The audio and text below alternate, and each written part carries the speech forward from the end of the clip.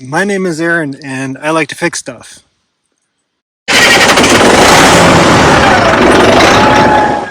Today, we're going to do something a little bit different though. I've got this John Deere RX75 rear engine riding lawnmower. It's already repaired, good to go. I didn't film it because I was in kind of a time crunch, but this machine is going to go to a family member, and I wanted to make a video to help them with some basic operation and maintenance. And I thought that I would bring you guys along too, just because there might be some folks out there that would like to know how to operate, just the basics of operating and maintaining a riding engine or a riding lawnmower. There's going to be some nuances that are specific to this machine or specific to rear engine riders in general, but for the most part, they're fairly standard. So I figure we should start with maintenance first, because that is probably going to be a little bit simpler. This is an air-cooled engine. So if you have a liquid-cooled engine, it's going to be a little bit different. This is an air-cooled engine. The flywheel spins, draws air in over these fins, and cools off the engine. So basically, we want to make sure if we're taking this out in the springtime, there's no debris around here. If you see, piles of fluff peeking out of here, nesting material, insulation, fiberglass, that kind of stuff, there's a good sign that there's mice that have built a nest in this tin. That can happen over a winter time. They can get up in here, and that's really bad for the engine, because if this is plugged, that air can't travel and cool it off. So in the springtime, or any time that the machine has been sitting for a while, you just want to do a visual inspection. You don't have to take the cover off necessarily, but if you see stuff peeking out of these little crevices, around the sides, that's a good indication, and that might warrant taking the cover off. You want to make sure that's clean.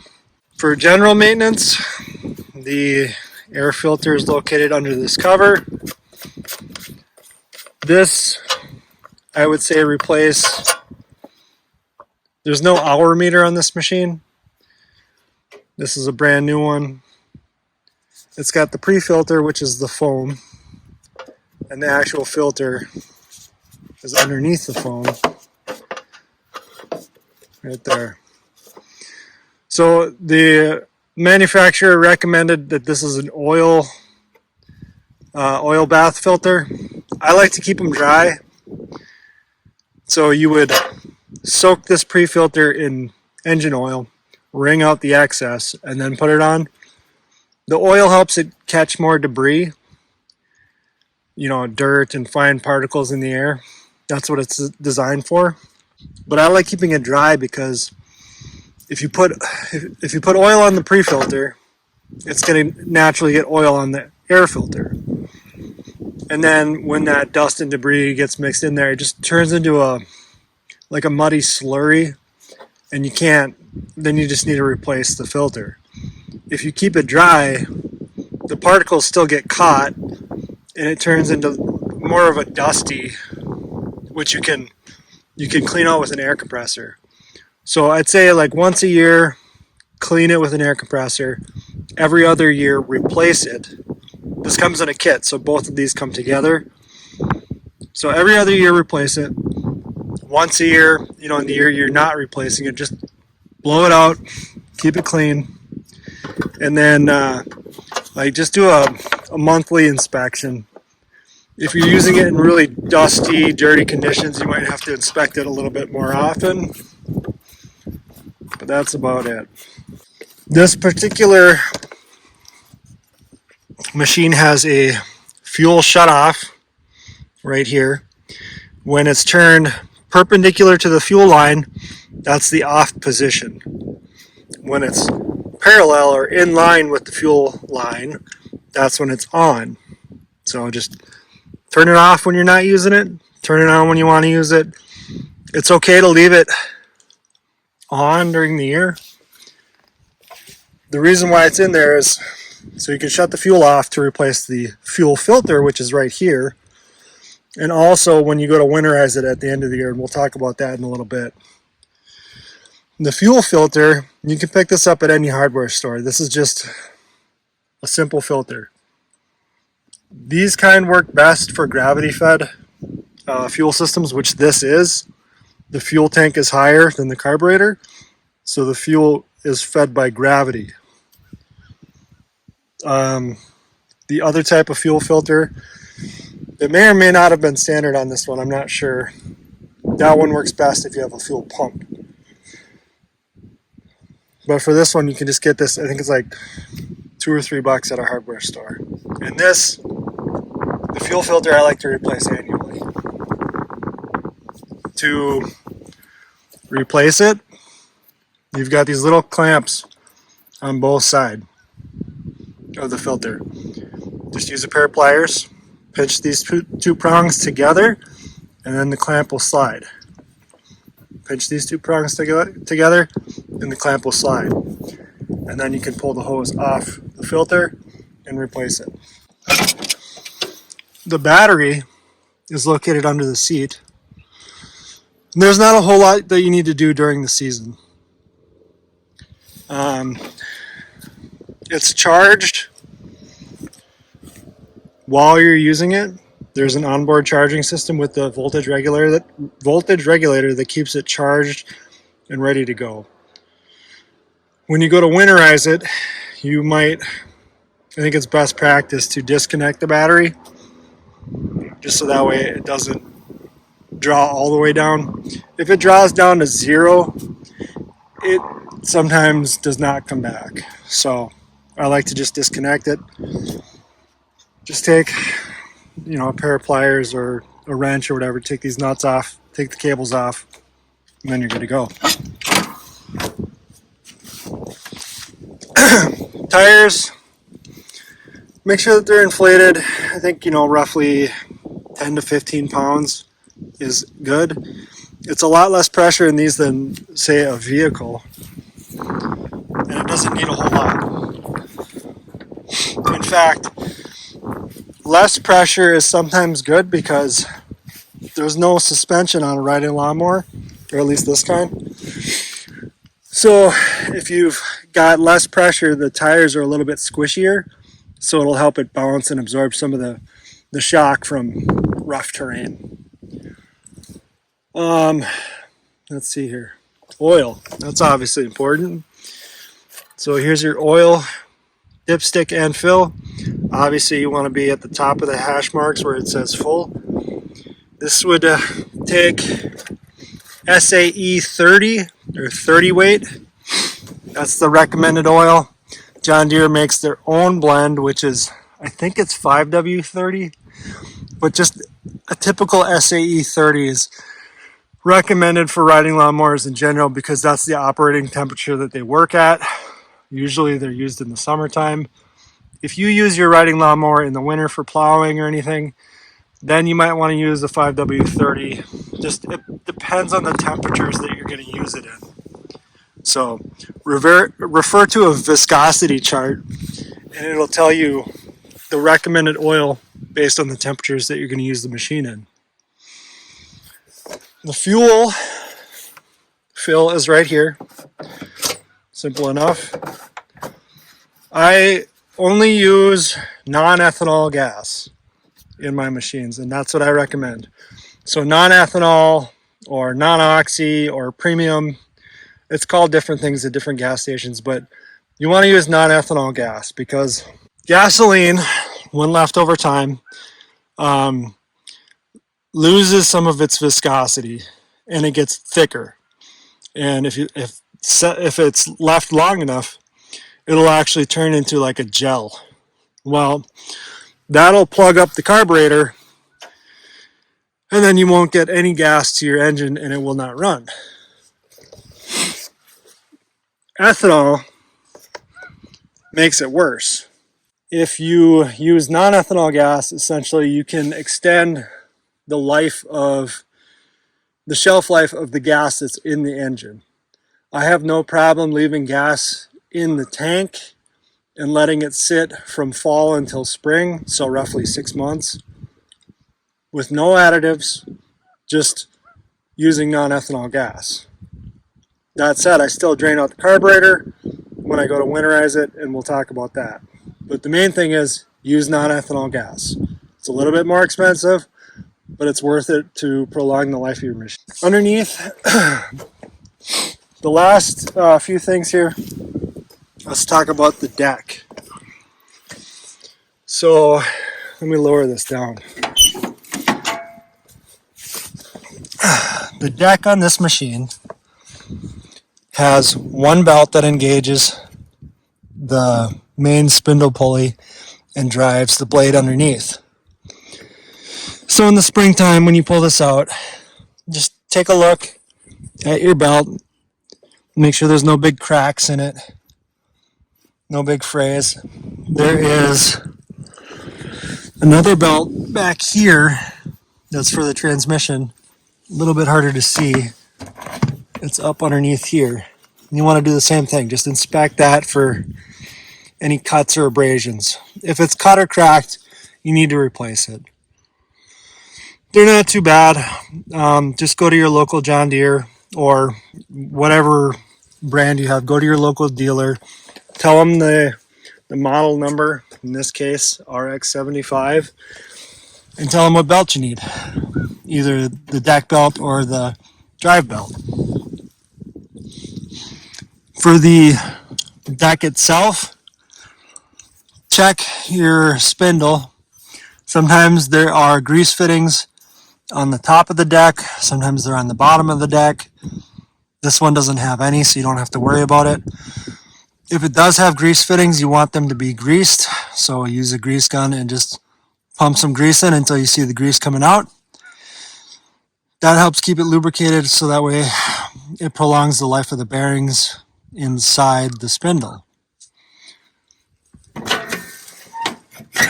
I like to grease all the fittings on the machine twice a year, in the spring when I take it out and in the fall when I put it away. I know that doesn't make a ton of sense, but that's just what I like to do. I suppose I should leave this down. To sharpen the blade on this deck, you have to take the whole deck off. If you are familiar with how to take the deck off your machine, it's a good idea to sharpen it in the spring annually. If you're not super familiar with it, or it's too cumbersome or hard to do, then just do it as needed. If you're finding that it's not cutting very well, or it's leaving a lot of grass behind, then it's time to sharpen the blade. On this one, the easiest way to do it is lower the deck to all the way down, so it's sitting on the ground. Then take these 3 nuts off. I think these are 1/2 inch, but I'm not positive on that. These 3, this big one here is just a cam. It adjusts the position of the deck in the front. So just these 3 outer ones. This plate comes off, and now you're detached from this arm. Then we need to take this pin out the back, and this arm will come off this post, and then take this pin out of the deck engagement lever and lift this out of this bracket. Now you're loose, so then you can lift all the way up. Obviously, because it's disconnected, the deck will still be sitting down. It just gets all of the linkages and stuff out of the way, so you can pull the deck out. Once the deck is out, flip it over, take the nut off that holds the blade on, take the blade off, and then you can go ahead and sharpen it. You can use a file, you can use a flap wheel, you can use an angle grinder. They have some specific sharpening devices that you can use for a drill. Or you can just take it to a shop that can sharpen it for you. Lastly, we'll finish with greasing. On this machine, there are 2 grease fittings for the front wheel spindles or elbows, or I forgot what the actual name is, but these lubricate for these shafts, so that way it makes it easier to turn. That way the front wheels don't have any restriction inside these collars. Most riding lawnmowers have grease fittings in the front here. Some have one in the center here for the pivot, because this whole axle here pivots in the center here for when you're going around bumps and stuff. So there might be a grease fitting there. Some of them have grease fittings in the rear axle. You just have to refer to your owner's manual, and sometimes if you have a typical front engine rider, some of them will have like a diagram with all the grease specs on there. But just refer to your manual. Okay, let's talk a little bit about winterizing and de-winterizing. So it's fall time right now. I think I've got probably one more cut left in the season, and then I'm going to put my riding lawnmower away. So the way that I like to winterize riding lawnmower is, we already talked about the fuel gelling if it sits in the carburetor. So we don't want fuel in the carburetor. The best way to do it is start the engine like normal, let it run, and then shut the fuel off at the fuel shutoff. And then just let it run until it dies. That way it'll use up all the fuel that's in the carburetor and in this hose all the way up to the fuel shutoff. That way when you put it away, you might have fuel in the tank, and that's okay because we're using non-ethanol gas. It'll be okay to stay in the fuel tank, but it'll use up all the fuel into the carburetor, and it'll keep that clean, so we won't have issues there. I like to clean the deck before I put it away.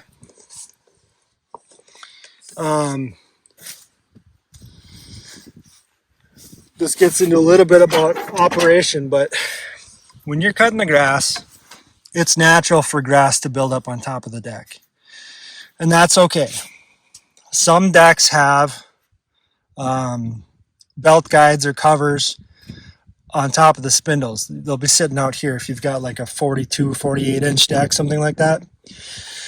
Those accumulate grass, so it's important to keep those clean. You have to take the covers off, clean out the grass every once in a while.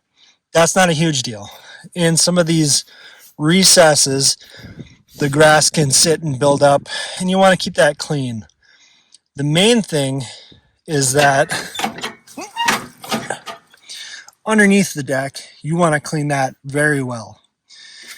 The problem is that no matter how well it's painted on the exterior, underneath it's pretty much bare metal, because as soon as you run it, the friction from the grass and rocks and whatnot, it's going to chew off all the paint. So it's bare metal under there. When you cut grass, there's a natural amount of moisture in the grass, and that causes it to just stick to the underside of the deck, and it builds up and up and up, and it gets thicker and thicker.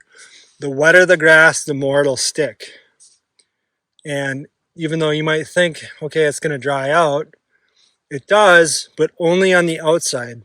So if you've got 2 inches of grass built up on the inside of the deck, the outside half inch or inch might dry, but the inside that's against the metal does not dry. And left over time, that'll quickly rust through your deck, and you'll start getting cracks. You'll get rust holes all the way through this metal. And the decks are one of the most expensive parts of the machine. Like a 40 8-inch deck, brand new, is over $1,000. So take care of your deck. If you're gonna cut, I recommend not cutting in wet grass if at all possible. I know that's not always possible. Sometimes you just have to get it done. If you're gonna cut and the grass is wet or kind of wet, clean it afterwards. Clean the deck, especially the bottom side. At the end of the year, before you put it away, clean the deck really well. I like to use a pressure washer. I have a lift, so I can lift up the front of the machine and get at the underneath, underneath the deck. If you don't have that, you can, this one's a little bit tougher because you don't have a lot of clearance underneath here. But just get under here with your hand, tool, and just scrape whatever you can get off, Get everything off that you can. When it's on the machine, you can take a pressure washer, clean off the top. You can use compressed air. Whatever you can do, just keep the deck clean. Then we're going to go through all the grease fittings that it has. We're going to touch up paint, bare metal like this on the exterior, that'll rust out. So we're going to want to paint this. On the body, if you've got metal like this part is, you're going to want to keep that clean and painted. It'll just help preserve it. I like to do all of that in the fall when I put it away, so that way in the spring I know it's good to go. So your wheels, the deck, and the body if you have metal. If it's fiberglass or plastic, it's not a huge deal. It's not going to rust out, but it looks better. So I like to keep things painted, and I typically do that in the fall before I put it away. In the spring, there's not a whole lot to do because we did most of it when we put it away. The main things are hooking the battery back up because we disconnected that, checking the oil level to make sure that we didn't get a leak anywhere over the winter time, and then turning the fuel system back on. We'll check the air filter. If it's the year that we're due to replace it, we'll replace it. If it's the off year or the other year, then we'll just clean it out. I do an oil change every spring. The best way to do an oil change is to start the machine, let it run for 5 or 10 minutes so it warms up. That'll make the oil warm up. It'll drain easier, and it will get some of that sludge because that sinks to the bottom of the crankcase. It'll get it mixed up into the oil so that way that'll drain out too. To drain this one, there's a little hose underneath here, and you just take this plug out and it'll drain the oil out. For your particular machine, you just have to look and find the drain. Most of them don't have hoses. This is something that somebody added, the previous owner added to it. So you just got to look and figure out where that goes. This engine does not have an oil filter, just the crankcase. So if you don't have an oil filter, it's even more important to change the oil every year. Even if you do, it's still important, but just obviously follow your owner's manual as far as their recommendation. And then typically I would sharpen the blade in the spring so it's good to go. Make sure that my tire pressures are all good, and that's about it. Then we can get to cutting. Okay, let's start talking about some of the controls here. So we've already mentioned, here's the deck height engagement. Obviously all the way up is all the way up, all the way down is all the way down. This deck does not have anti-scalp blades on the front, so if you go down too far, the deck can and will dig into the ground. So just pay attention to that. On this one, you really don't need to go below there. So like third position from the top, that's probably good. it all depends on your machine, obviously. You want to go through and level the deck, take care of all that. But that's machine dependent. So you're going to go through and follow the directions in your manual to do that. I'm just showing you this is the control for raising and lowering. If you're just traveling around the yard, you can put this all the way up. It doesn't really matter. You know, if you have to go over an obstruction, rocks, branches, whatever, just raise the deck up so it doesn't get caught. Over here, there's a little window that shows you the height or the position that you're in. You can see, you know, that's 3. Oh, that one looks like 1. It doesn't make sense. I think the numbers are just worn off, but that's that. Next to it is the throttle and choke lever. On this machine, the throttle and choke are combined into one lever. So the higher up, the faster, the more throttle there is. All the way up against the stop here, that's the choke position. And we'll get into that when we start talking about operating the machine. But in general, all the way back is slow or idle. That's where you want to be if you have to get off the machine, or if you are just starting, or not starting, but if you want to kind of control your speed a little bit, you can kind of fine tune it here. But in general, if you're going to be cutting, you want this to be all the way in the high throttle. Not all the way up because that's choke, but at the high end of the throttle position, if that makes sense. On this side, we've got our key switch, our deck engagement lever. So you can see the little decals here. Forward, and you're cutting. The deck is engaged. Backwards, and it's off. This is your transmission selector, gear selector. Forward is in the forward position, and then gears 1 through 7. You have to pull it off the detent towards you when you're sitting on the machine and back. That is reverse. The last few controls, down here, this is your emergency, or not emergency brake, but parking brake. In order to engage it, you have to push in on the brake pedal, lift this lever, and all the way down, and then it locks in place. In order to take it off, it's just the reverse, push in the brake pedal, take it off. Now you're free to go. So we already talked about the brake. Right here, this is the clutch on this side. The clutch, you use, the clutch puts slack in the drive belt. And it's like a clutch in a manual vehicle. You have to clutch in before you change gears. So we're going to start the machine in neutral. We'll talk about the safeties in a minute, but it has to be in neutral to start. So if you're going to change gears from neutral, say neutral to forward, clutch in, change gears, release the clutch. Once you're in forward, then you can just change the gears. You don't need to clutch in every time. You do, however, have to clutch in to go back to neutral or from forward to reverse. So basically, if you're changing direction, neutral to reverse, you have to clutch in.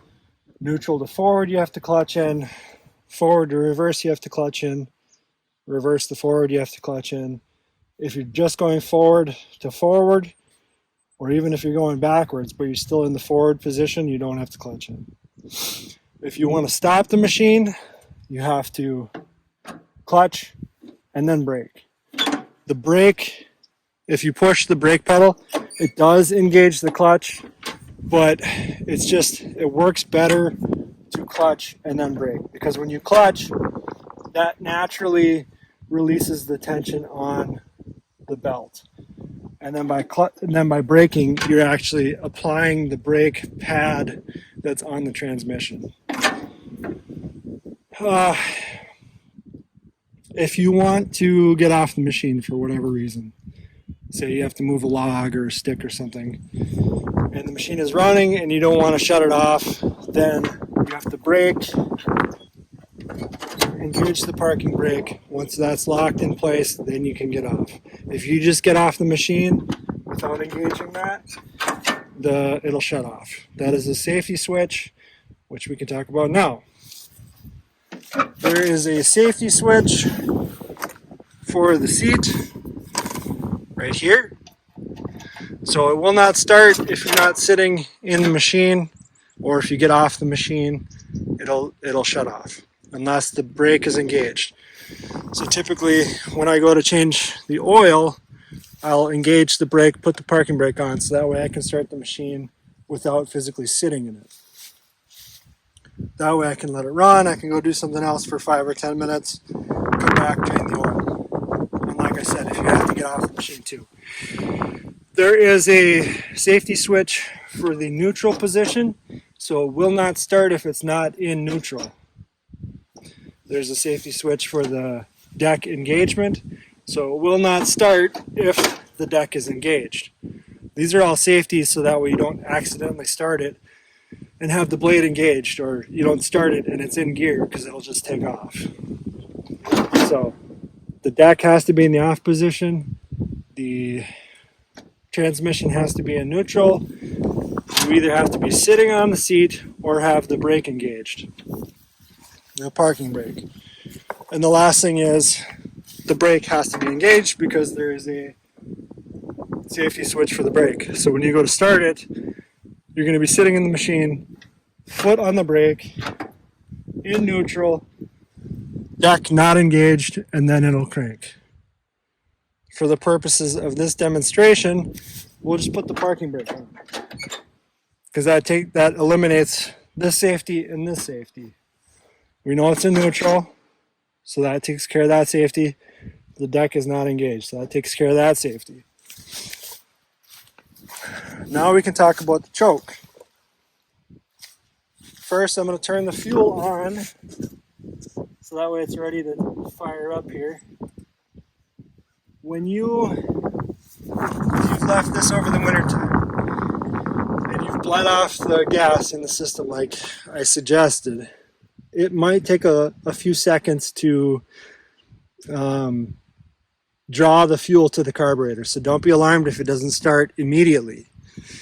But when we're going to start the machine, we want to put this in the choke position. A carburetor has a specific measured amount of a fuel-air ratio. So it's a mix of fuel and air. And the mix has to be in the right proportion in order for it to run. What the choke does is it's got a little valve inside the carburetor, and it'll shut that valve, which limits the amount of air coming into the engine.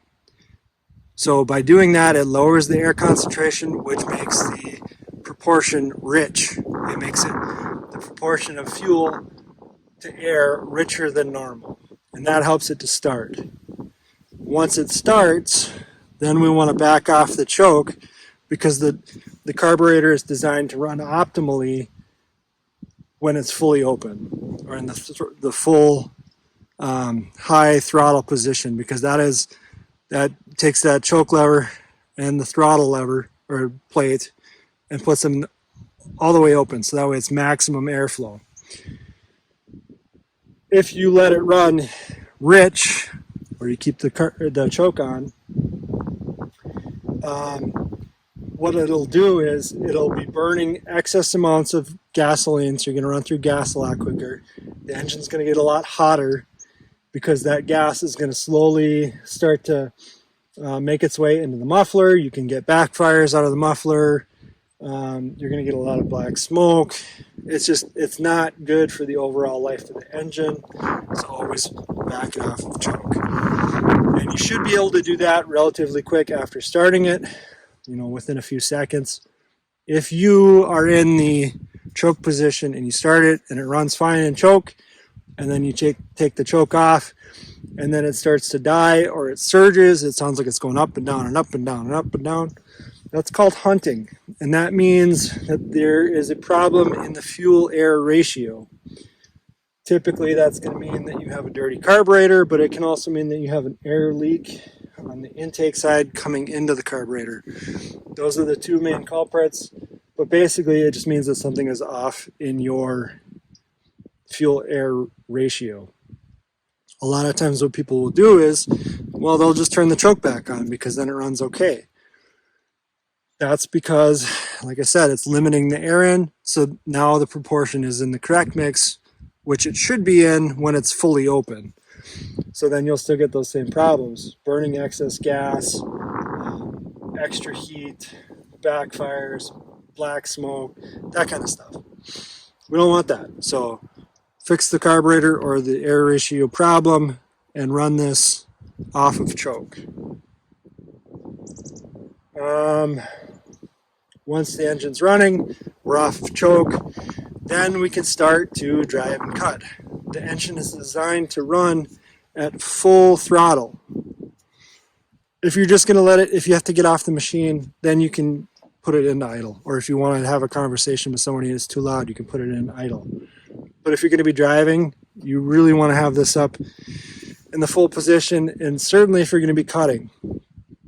If you don't have the throttle in a high enough position and you try to engage the deck, there can be enough resistance on that blade that'll actually stall out the engine and kill it. So make sure before you cut, you want to put this back into high throttle, which again is not all the way up because that's choke, somewhere in there. So we have the brake on. We have the engine in the neutral position and the deck is not engaged. We can go ahead and start this engine and see how it runs.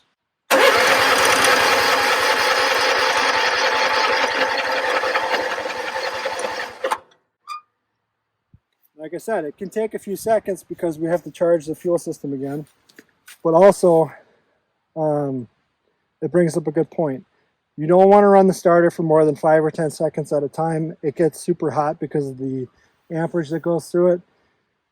So run it for a few seconds, let it cool off, run it for a few seconds, let it cool off. If it doesn't start within a few tries, then there's something else going on that you might have overlooked.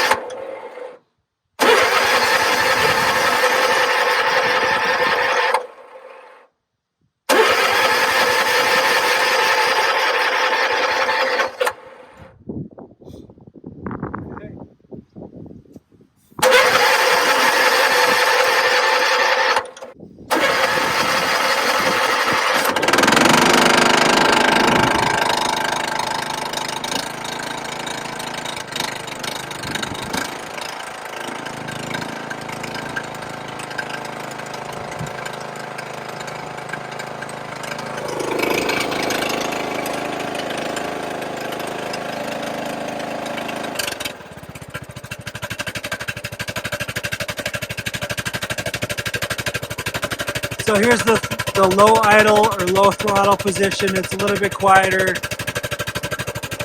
Typically, if you're going to get a hunting or that surging, this is when you're going to find it, is when you're in the low idle.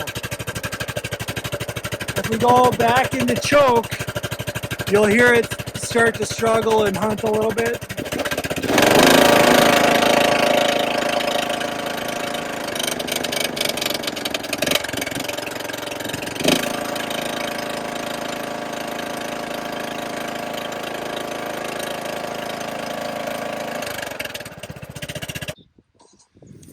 I just want to make one clarification that I realized when I was trying to start this. This detent right here, that is full throttle, and to put it in choke, you have to turn it past there to get it into choke. I guess I didn't realize that. My bad.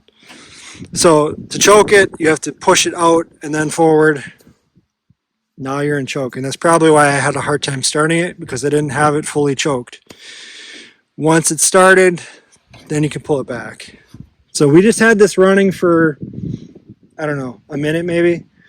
If you've been cutting the grass for a while and the engine is warm, you shouldn't need to choke it. Then you can start it without the choke.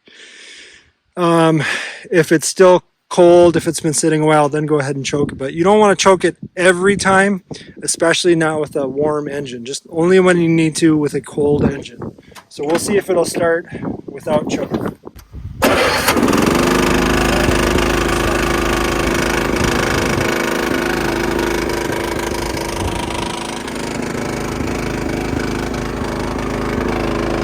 Now that we're sitting on it, we can take the brake off. And we'll clutch in, change the position. As soon as you let go, you're driving.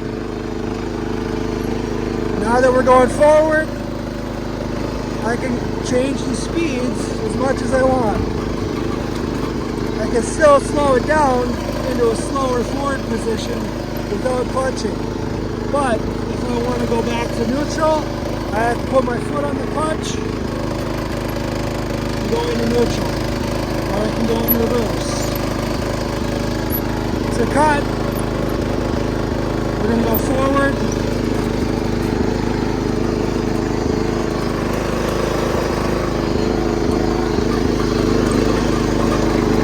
I like to clutch in so that way it kind of stops the machine, and then you can engage it. You can hear it turn on. As soon as you let go, you're cutting again, or you're moving. Same thing when you go to stop cutting. Clutch in.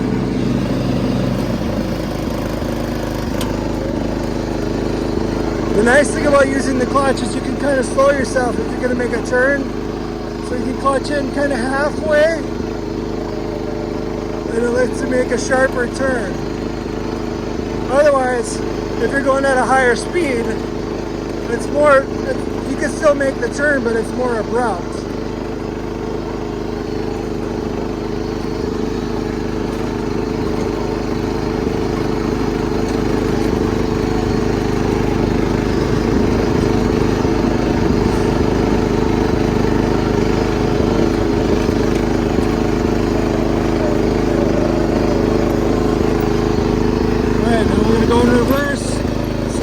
Clutch in again.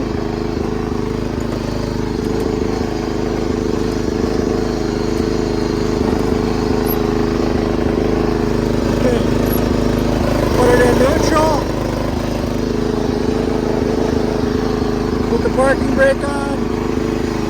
Now we can get off.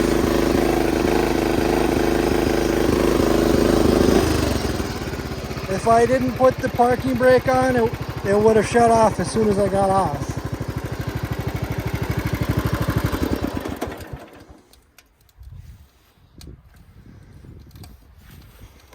This engine, when I got it, was completely overfull.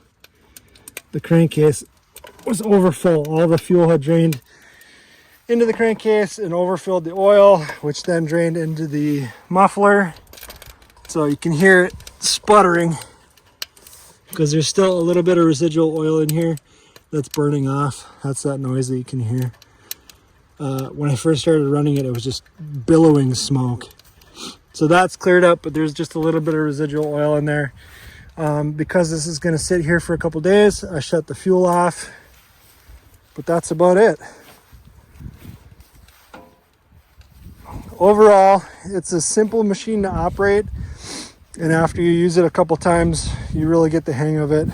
It is a little bit different than like a more modern hydrostatic engine that just has front and reverse pedals.